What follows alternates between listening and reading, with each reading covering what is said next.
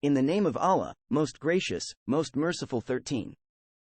Gog and Magog. Allah the Almighty says, they said, 0 Dhul Qarnayn.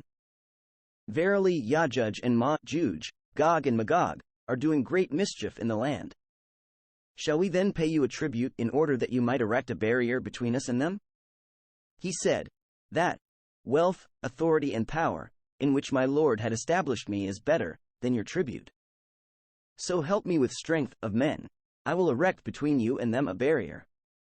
Give me pieces, blocks, of iron. Then, when he had filled up the gap between the two mountain cliffs, he said, blow.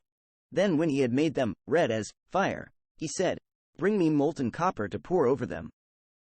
So they, Ya'juj and Ma'juj, Gog and Magog, could not scale it or dig through it. Dhul Qarnayn said, this is a mercy from my Lord, but when the promise of my Lord comes, he shall level it down to the ground. And the promise of my Lord is ever true. Al-Kahf, 94-98, and, until, when Ya'juj and Ma'juj, Gog and Magog, are let loose from their barrier, and they swoop down from every mound. Al-Anbiya, 96. No doubt, Gog and Magog are from among the children of Adam, peace be upon him. In proof of this, comes the hadith that is transmitted in the two Sahihs, Bukhari and Muslim, from Al-Amash, after Abu Salih, after Abu Sa'id al-Khudri, who narrated the Prophet, peace be upon him, to have said, Allah will say, on the day of resurrection, O Adam. Adam will reply, Labaik wa Sadiq, and all the good is in your hand. Allah will say, bring out the people of the fire.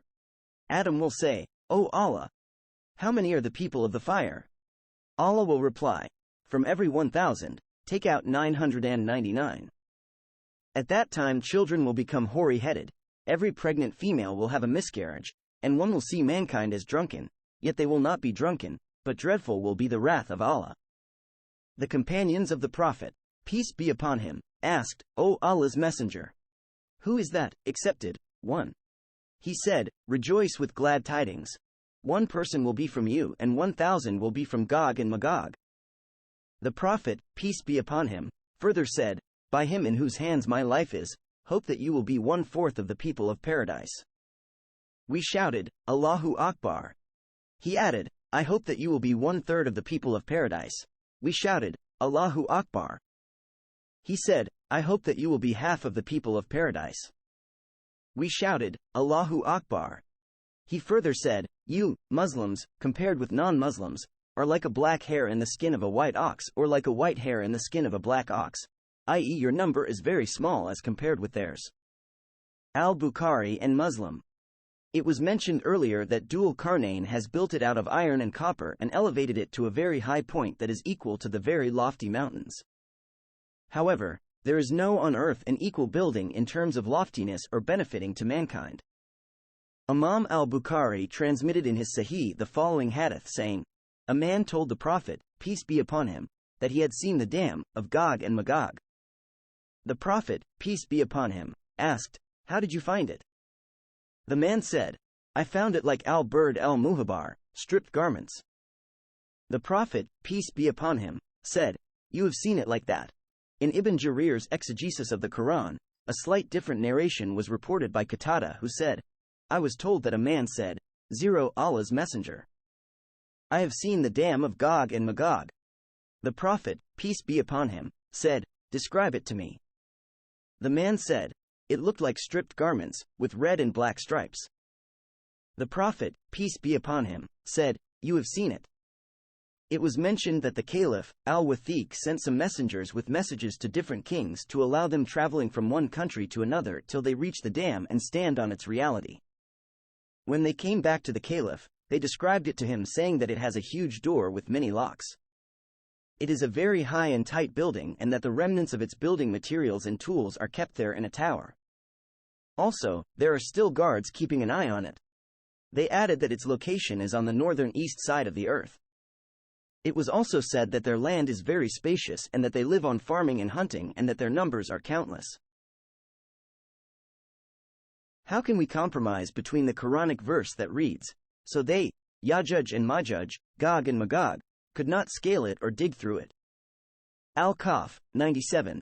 and the prophetic hadith that is transmitted by Imam al-Bukhari and Imam Muslim on the authority of mother of the believers, Zainab bint Jahsh, may Allah be pleased with her, as saying, that the Prophet, peace be upon him, once came to her in a state of fear and said, "None has the right to be worshipped but Allah. Woe unto the Arabs from a danger that has come near. An opening has been made in the wall of Gog and Magog like this, making a circle with his thumb and index finger." Zainab bint Jahsh said, Allah's Messenger, shall we be destroyed even though there are pious persons among us? He said, yes, when the evil persons will increase.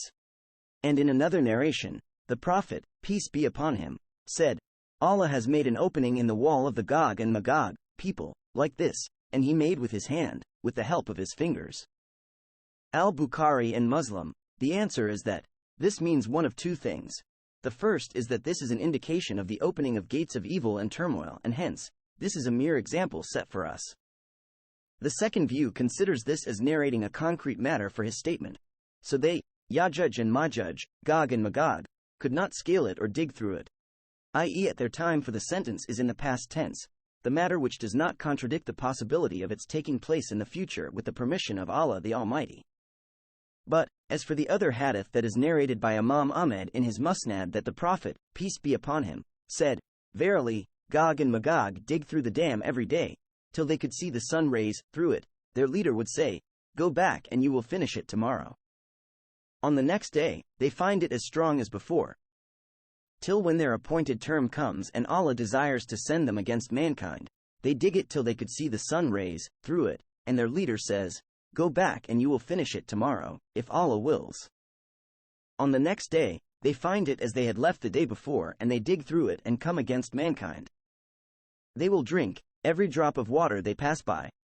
The people will resort to strongholds. And Gog and Magog will throw their arrows towards the sky. When they come back to them stained with what looks like blood, they will say, we have defeated the people on earth and those in the heaven as well. Then, Allah the Almighty sends against them worms in their necks that kill them all. Allah's Messenger, peace be upon him, said, by whom in whose hand Muhammad's soul rests. Living creatures of the earth would go fat and be thankful due to eating their flesh and drinking their blood. Imam Ahmed transmitted it also on the authority of Hassan ibn Musa after Sufyan after Qatada. At-Tirmidhi transmitted the same hadith on the authority of Abu Awana after Qatada. Then he said, it is a strange hadith that reached us from none but this chain of transmission.